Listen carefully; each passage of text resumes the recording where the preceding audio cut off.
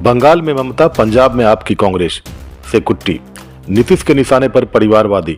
अब इंडिया का क्या होगा? आम आदमी पार्टी ने पंजाब में तो ममता बनर्जी ने बंगाल में अकेले चुनाव लड़ने का फैसला किया है। इंडिया अलायंस के घटक दलों के बीच रोज रोज जिस तरह किचकिच होने लगी है, उससे यह अंदाज लगाना मुश्किल नहीं कि लोकसभा चुनाव तक स्थिति कैसी रहने वाली है। राहुल गांधी की न्याय यात्रा हो या सीटों का तालमेल, विपक्षी दल आपस में ही गुत्थम गुत्था हो रहे हैं। खबरें विस्तार से बताएं उससे पहले आप सभी से गुजारिश है कि अगर आप हमारे चैनल पर नए हैं तो अभी सब्सक्राइब कर लें और खबरों को लाइक शेयर जरूर करें। विपक्षी दलों ने जिस मकसद से इंडिया अलायंस बनाया, अब उसके पूरा होने में संदेह साफ नजर आने लगा है। गठबंधन की गांठें धीरे धीरे ढीली पड़ने लगी है। इंडिया अलायंस में शामिल दलों के तेवर बदलने लगे हैं। पश्चिम बंगाल की सीएम ममता बनर्जी ने लोकसभा चुनाव के लिए कांग्रेस के साथ किसी तरह के तालमेल से साफ मना कर दिया है।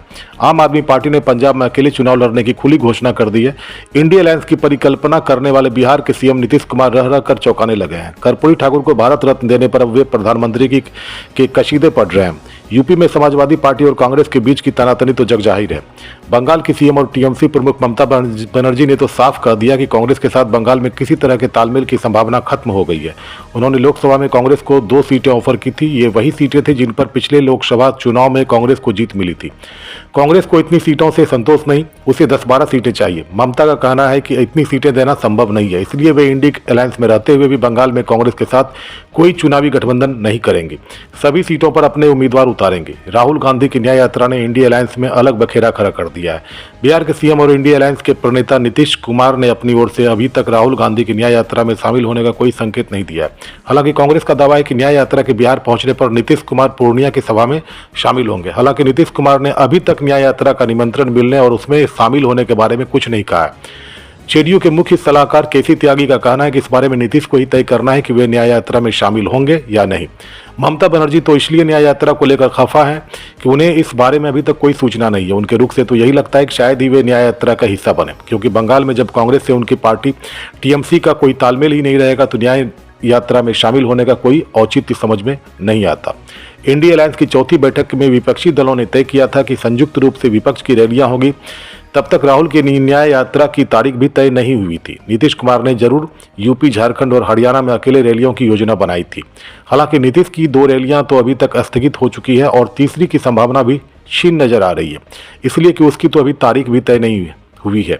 इस बीच कांग्रेस ने राहुल की न्याय यात्रा शुरू कर दी है। उनकी यात्रा चल तो रही है, लेकिन जिस तरह ममता ने कांग्रेस के प्रति अपना रुख दिखाया है, वैसे में इंडिया अलायंस के दूसरे दलों से भी सहभागिता की उम्मीद नहीं की जा सकती। यूपी में सीटों के सवाल पर अखिलेश का रुख भी कांग्रेस के प्रति गर्म ही दिखता है।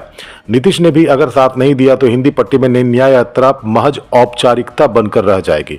बुधवार का दिन इंडिया अलायंस के लिए अशुभ साबित हुआ। ममता बनर्जी ने बंगाल में कांग्रेस के साथ गठबंधन से मना कर दिया तो पंजाब में आम आदमी पार्टी ने अकेले सभी लोकसभा सीटों पर चुनाव लड़ने का फरमान जारी कर दिया। पंजाब के सीएम भगवंत मान ने प्रेस वार्ता कर कहा कि आम आदमी पार्टी पंजाब की सभी 13 सीटों पर अकेले लोकसभा चुनाव लड़ेगी। पंजाब में सीटों पर किसी भी दल से कोई समझौता नहीं होगा। उन्होंने तो यह भी बता दिया कि राज्य की 13 लोकसभा सीटों के लिए 40 उम्मीदवारों की लिस्ट तैयार कर ली गई है। सर्वे के आधार पर यह तय होगा कि पार्टी इनमें से किस किस को टिकट देगी। बिहार के सीएम नीतीश कुमार को लेकर इंडिया अलायंस में संशय अब भी बरकरार है।